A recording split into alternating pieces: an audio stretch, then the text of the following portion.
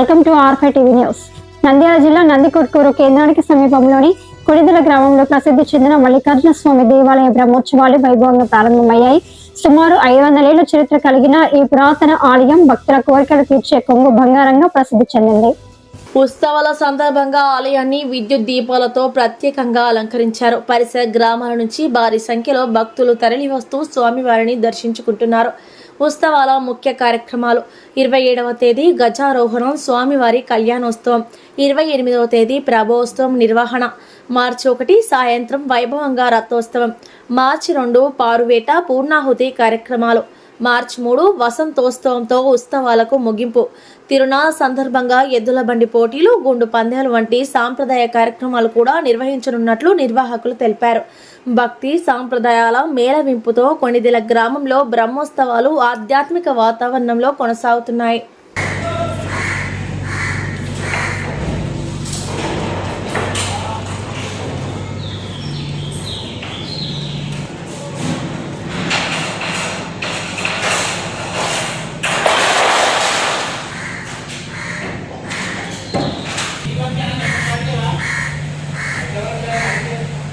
Yeah.